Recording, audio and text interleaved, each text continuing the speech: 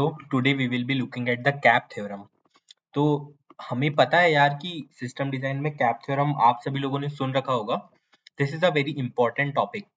सो इसको हम एक व्लॉग है, मैंने 2-3 व्लॉग पढ़े and after that I come to some conclusion and I will explain you it in a very simple manner. This cap theorem you can explain it to a 5-year-old child also.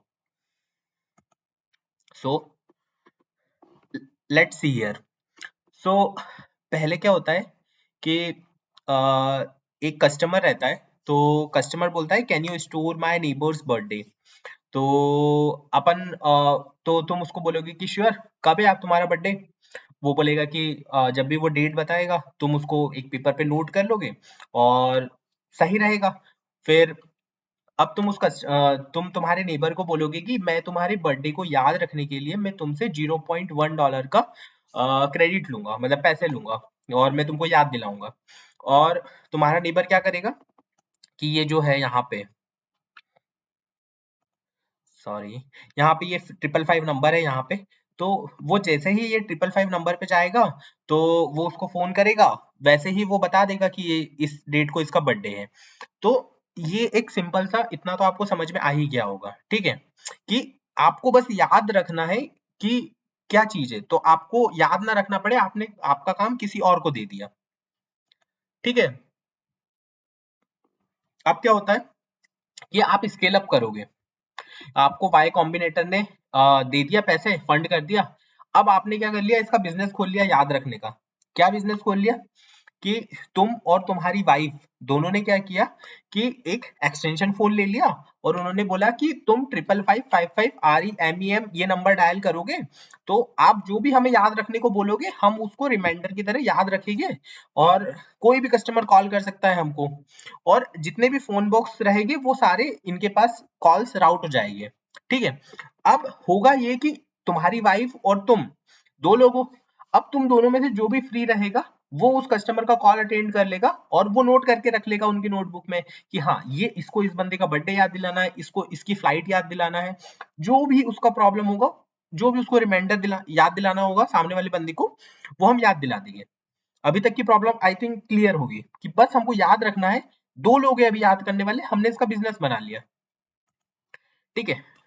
अब chapter 3 क्या है, you have your first bad service. अब bad service कैसी हुई, अब John का phone आता है, वो बोलता है हे, मतलब रिमेम्बरेंस इन इनकॉर्पोरेशन।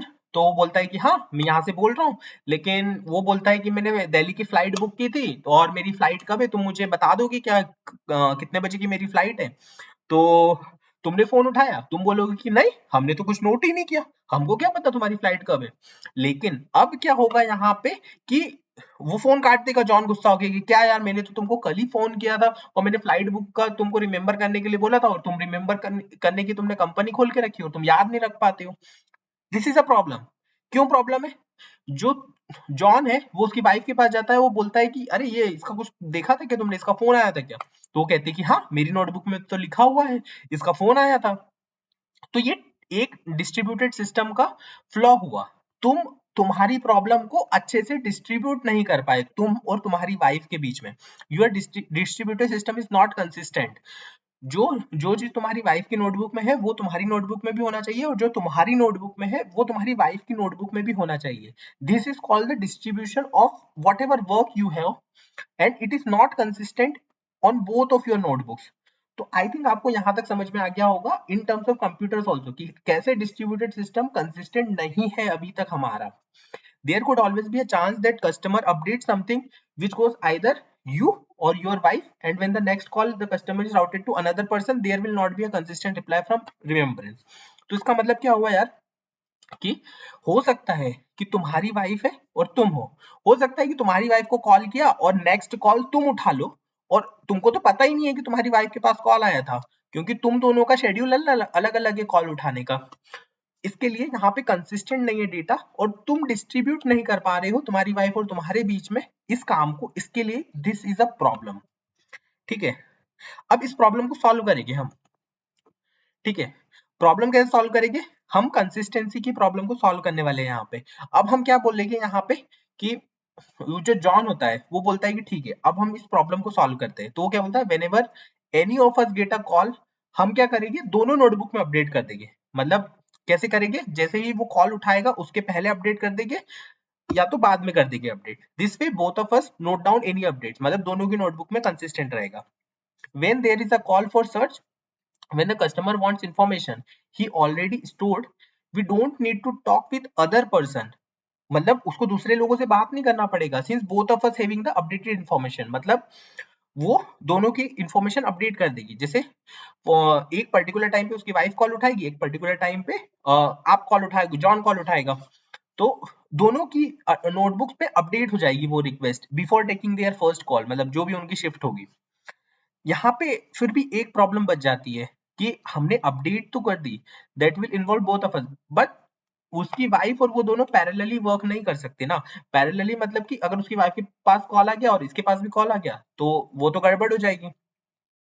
तो यहाँ पे एग्जांपल लेते हैं कि when you get an update request and telling me to update too, I can not take other calls, but that's okay because most calls we get anyway are search. A customer updates once and asks many times. Besides, we cannot give wrong information at any cost. But there is any one flaw in the system that you haven't thought of. What if a person doesn't report to work on a particular day? On that day, then we won't be able to take any update calls because the other person cannot be updated. ये तो आपको समझ में आ गया होगा कि ये अभी बाहर तक कंसिस्टेंसी प्रॉब्लम थी, कंसिस्टेंसी इज द प्रॉब्लम। वो हमने सॉल्व करी, कैसे सॉल्व करी कि हमने दोनों नोटबुक को अपडेट करे। लेकिन यहाँ पे अब दूसरी प्रॉब्लम ये आई कि अगर आपकी वाइफ या आप दोनों में से अगर एक बंदा अपडेट नहीं है किसी भी दिन, तो वो अपडेट नहीं कर पाएगा ना दूसरी नोटबुक को। तो दिस इज अवेलेबिलिटी प्रॉब्लम कि एक एक सर्वर अपडेट सर्वर प्रेजेंट नहीं है तो दूसरे सर्वर को कैसे अपडेट कर पाएगा in terms of the computer science और in terms of the networking. For example, if an update request comes to me, I will never be able to complete that call because even though I have written update in my notebook, I never update you. So I can never complete the call. समझ में आ ही गया होगा कि मैंने तो मेरे पास लिख लिया लेकिन मैं दूसरी नोटबुक अपडेट नहीं कर पाया क्योंकि मैं इतना अवेलेबल नहीं था उस टाइम पे। इसको ऐसे समझो कि आपके पास एक सर्वर था, उसने उसके पास इंफॉर्मेशन इकट्ठी कर ली लेकिन वो सर्वर बंद हो गया। तो अब वो सर्वर अवेलेबल ही नहीं है दूसरे सर्वर को अपडेट करने के लिए, तो वो कैसे अपडेट होगी प्रॉब्लम। तो हमारे पास कंसिस्टेंसी सॉल्व हुई, तो दूसरी प्रॉब्लम क्या आई, अवेलेबिलिटी। टैप थ्योरम बोलते हैं ना इसको, सी से कंसिस्टेंसी, ए से availability, consistency is solve, availability अब हम सॉल्व करेंगे कि अवेलेबिलिटी को हम कैसे सॉल्व करने वाले हैं। ठीक है, you come up with the greatest solution. You being to realize little bit on distributed system might not be the easy as you thought at first. It is that difficult to come up with a solution that could be consistent and available. Could be difficult for others but not for you. Then next morning you come up with a solution. तो तुम अगली morning solution को आते हो, तुम अपनी wife को जगाते हो, बोलते हो कि अरे अरे मुझे सॉल्यूशन मिला है, हम इस अवेलेबिलिटी की प्रॉब्लम को भी फटाफट सॉल्व कर लेते हैं। तो तुम बताते हो this is what we can do to be consistent and available.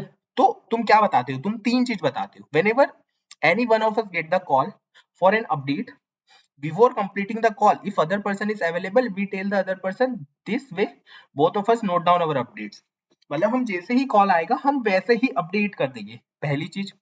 But if the other person is not available, लेकिन ये भी तो हो सकता है कि तुम्हारी वाइफ ने कॉल उठाया, तुम अवेलेबल हो ही नहीं, तो वो तुमको कैसे अपडेट करेगी। We send other person an email, हम एक ईमेल भेज देंगे या अपडेट भेज देंगे या कुछ ना कुछ इन्फॉर्म करेंगे, ताकि जब दूसरा बंदा नोटबुक लेके बैठे कॉल लेने के लिए तो उसको भी पता रहे कि हाँ मेरी वाइफ ने इतने कॉल्स उठाए थे और ये कॉल्स आ चुके हैं, इतनी चीजें मुझे याद रखना है। The next day when the other person comes to work after taking a day off, मतलब वो अवेलेबल नहीं था एक दिन, अब वो अगले दिन आएगा, he first goes through all the emails updates, वो सबके थ्रू जाएगा और फिर वो फर्स्ट कॉल लेगा। इससे क्या होगा कि तुम्हारी प्रॉब्लम सॉल्व हो गई। अब तुमने क्या किया कि कंसिस्टेंट और अवेलेबल दोनों प्रॉब्लम तो सॉल्व कर दी यहाँ पे। ठीक है, अब तुम्हारी कंपनी अच्छी चल रही है, लेकिन तुम्हारी बीवी बीवी का काम होता है हमेशा, जैसे अपन ने सारी मूवीज में सब जगह देखा है, परेशान करना। वो वापस गुस्सा हो गई यार, वो गुस्सा क्यों हुई। हमारे पास तीसरी प्रॉब्लम आ गई। तीसरी प्रॉब्लम क्या आई, तीसरी प्रॉब्लम ये आई कि what if your wife decides to take calls but is too angry with you and decides not to update you for a day, your idea breaks। मतलब क्या हुआ कि अगर आपकी वाइफ गुस्सा हो गई, वो आपको अपडेट नहीं कर पाएगी। Your idea is far good, तुम्हारी कंसिस्टेंसी और availability, but is not partition tolerant. You can decide to be partition tolerant by deciding not to take calls until you patch up with your wife. Then your system will be available during that time. ठीक है. अब तुम्हारा system ना partition tolerant नहीं है. Partition tolerant का मतलब क्या हुआ कि जैसे यहाँ पे तुम्हारी वाइफ गुस्सा हो गई और उसने तो उसके कॉल्स उठा लिए, लेकिन उसने तुमको अपडेट ही नहीं किया, मेल ही नहीं भेजा, क्योंकि वो तुमसे गुस्सा है. she does not want to update you anything. तो यहाँ पे तो तुम्हारा सिस्टम ब्रेक कर गया ना, तुम्हारे पास अपडेटेड रिकॉर्ड्स है ही नहीं, बस तुम्हारी वाइफ के पास है. अब तुमने तो एक दिन का ब्रेक भी ले लिया था, तो अब तुमको पता ही नहीं है कि तुम्हारी वाइफ ने कौन कौन से कॉल लिए थे. तो यहाँ पे आता है पार्टीशन टॉलरेंट का काम कि you decide to be partition tolerant by deciding not to take any calls until you patch up with your wife.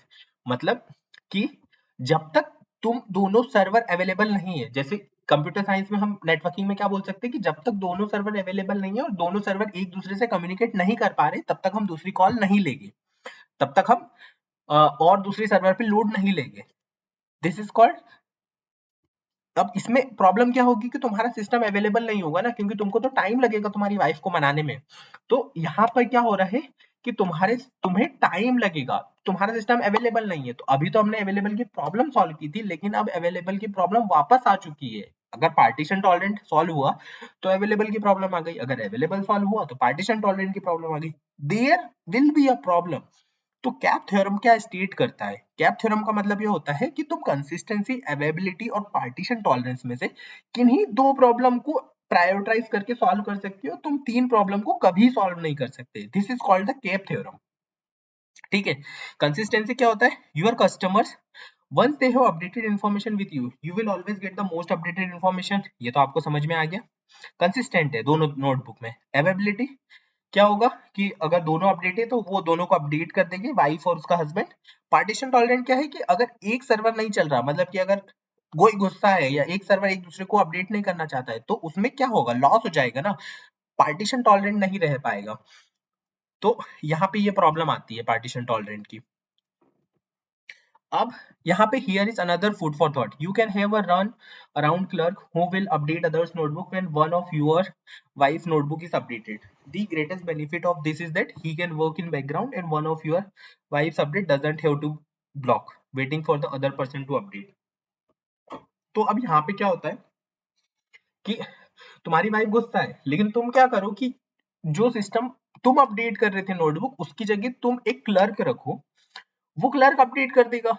तो rather than doing the work by the servers or by the databases, we can keep some message queues or some system that will communicate with the servers and that will communicate with the networking or that will communicate with the databases, so that if server is not working, that clerk, और हम वहां पे क्या समझ सकते हैं कि एक पर्टिकुलर कोई ऐसी चीज रखेंगे हम जो कि उन दोनों से कम्युनिकेट करके उन दोनों को अपडेट कर दे.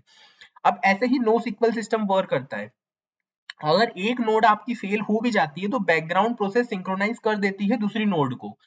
ठीक है, समझ गए होगे ये डेटाबेस के सिस्टम में. The only problem is that you will lose consistency of some time. For example, a customer call reaches to your wife first and before the clerk has a chance to update your notebook, the customer calls back and it reaches to you. समझ में आ गया होगा ये तो आपको कि अगर customer ने कॉल किया, आपकी वाइफ गुस्सा है आपसे, आपकी वाइफ ने कॉल ले लिया, लेकिन क्लर्क का काम है कि वो आपको अपडेट करेगा, लेकिन आपको अपडेट करने वो आने ही वाला था, उससे पहले ही आपको किसी ने कॉल कर दिया. तो वो इन्फॉर्मेशन आपके पास, मतलब जॉन के पास और उसकी वाइफ के पास कंसिस्टेंट नहीं है. होनी चाहिए थी अगर वो क्लर्क पहुंच जाता पहले, लेकिन क्लर्क के वो अपडेट इन्फॉर्मेशन करने के पहले ही कोई किसी का कॉल आ गया, तो क्या कर सकता है? Then he won't be consistent. तो कहीं ना कहीं हम दो प्रॉब्लम सॉल्व कर सकते हैं कैप थ्योरम में, लेकिन हम तीनों प्रॉब्लम टैकल कर सकते हैं, but we can not solve it together. यहाँ पर मैं गलत भी हो सकता हूँ. If you found some block, give me in the comments, but this is all about the CAP theorem. I think आपको बहुत अच्छे से समझ में आ गया होगा कि कैप थ्योरम होती क्या है and how it is working. But that's it. This is not at all a bad idea if such cases are limited. For example, assuming a customer won't forget things so quickly, then he call back in 5 minutes. That's cap theorem and eventual consistency for you in simple English. तो यार आपको ये मुझे लगता है कि बहुत अच्छे से समझ में आ गया होगा. ये आप किसी भी बच्चे को समझाओगे समझ में आ जाएगा. बहुत ही सिंपल तरीके से ये ब्लॉग लिखा हुआ था, मैंने इसको बहुत ही सिंपल तरीके से हिंदी इंग्लिश में, इंग्लिश बोल सकते हो उसमें समझा दिया है आपको. Please subscribe to my channel. मैं ऐसे ही बहुत सारे सिस्टम डिजाइन के वीडियोस लाने वाला हूँ। सिस्टम डिजाइन के बाद डेटा स्ट्रक्चर्स, एल्गोरिथम्स, क्लाउड और डेटा इंजीनियरिंग, ये मेरा डोमेन रहेगा यहाँ पे इस चैनल पे। मोस्टली डेटा से रिलेटेड जो भी चीजें होती है वो सब इस चैनल पे आने वाली है। Data structure, algorithm, system design and mostly the things will be in Python and cloud, all three clouds. Thank you so much for listening. Hope you liked the video. I will be sharing you the link of this vlog, so you can also read that vlog and save it in your system. Also, you can check out other videos on my channel. Thank you so much. Please subscribe to my channel.